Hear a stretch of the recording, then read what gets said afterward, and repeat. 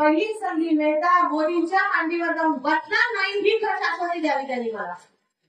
देऊ शकतात का? पाच वेळा पक्ष बदलून गेले, 6 वेळा बदलायला काय फरक पडतो? तर ही भूमिका असेल तर का आपण त्यांचं मागे जावं? मोदीला आपल्याला पंतप्रधान बनवायचं म्हणून तुम्ही लोखंडे साहेबांना मतदान द्या. अरे साधा एखादा सोयरीक जुळवताना आपण नवरा घेऊन बघतो, आपण नवऱ्याचा बाप म्हणून मुलगी देत नाही. पक्ष सोडून शिवसेनेत जाण्याची संधी होती, ती संधी नाकारली कारण त्यांना त्यांच्या तत्वाशी तडजोड करायची नव्हती. तर पहिली संधी मिळता मोदींच्या मांडीवर जाऊन बसणार नाही ही शाश्वती द्यावी त्यांनी मला. देऊ शकतात का? पाच वेळा पक्ष बदलून गेले, 6 वेळा बदलायला काय फरक पडतो? तर ही भूमिका असेल तर का आपण त्यांचं मागे जावं?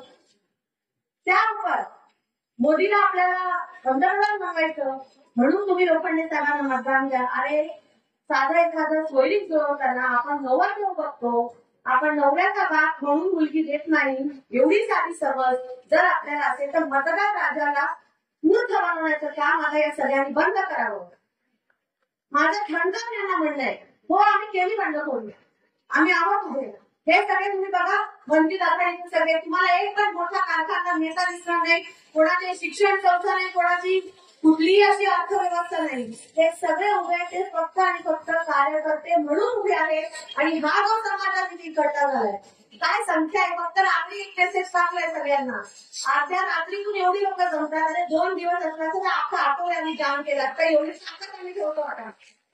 आणि ही ताकद आपल्याला वाढवायची आहे. येत्या 13 तारखेला आपली निशाणी काय आहे? कितव्या नंबरला आहे? सकाळी 7 वाजता उठून सर्व पहिलं काम काय करणार? मतदानाला जाणार आहोत. त्याशिवाय घरच्या कुठल्याही माय माऊली दुसऱ्या कुठल्याला टाळ बघून द्यायची नाही.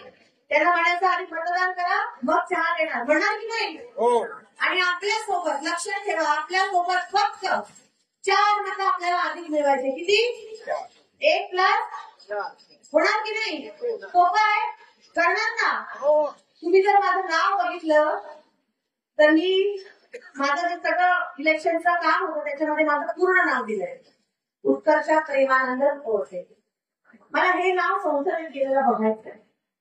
प्रेमानंद कोळसे हे नाव मला संसदेत केलेलं बघायचंय. खूप कष्ट केले त्यांनी, खूप. संधी होती, पक्ष सोडून शिवसेनेत जाण्याची संधी होती, ती संधी नाकारली कारण त्यांना त्यांच्या तत्वाशी तडजोड करायची नव्हती. आणि आज जेव्हा आम्ही आमच्या तत्वांची तडजोड नाही केलेली आहे, आम्ही बाळासाहेब आंबेडकरांसोबत आहोत आणि संविधानाच्याच मार्गाने जात आहोत, तेव्हा ही मुलगी तिच्या बापाचं ते अधुरं स्वप्न पूर्ण करणार आहे आणि तुमच्या सगळ्यांच्या साथीही करणार आहे. एक प्रसंग फक्त मी सांगते आणि थांबणार आहे इथे. 2019 मध्ये 2018 मध्ये जेव्हा बापूजी, आपल्या सगळ्यांचे बापूजी, आपण सगळे त्यांना खूप प्रेम करतो.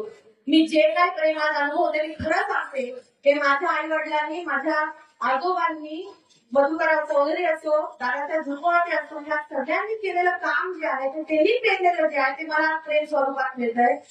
2018 मध्ये जेव्हा बाबूजी 3 तारखेला 3 ऑगस्टला मला अजून आठवतं, आम्ही लोकसभेची तयारी पूर्ण करायला सुरुवात केली होती आणि 3 ऑगस्टला मी संगमनेरला होते, बाबूजी मुंबईला होते, तब्येत बिघडलेली होती. त्यांचा मला दुपारी फोन आला की तू कुठे आहेस? मी म्हटलं मी आज राहत्याला आहे, उद्या येते मुंबईला. आणि ते म्हटले दिल्लीच्या अपॉइंटमेंटचं काय झालं? एवढ्या आजारपणामध्ये पण त्यांना हे आठवत होतं की मी राहुल गांधींची अपॉइंटमेंट मागितली.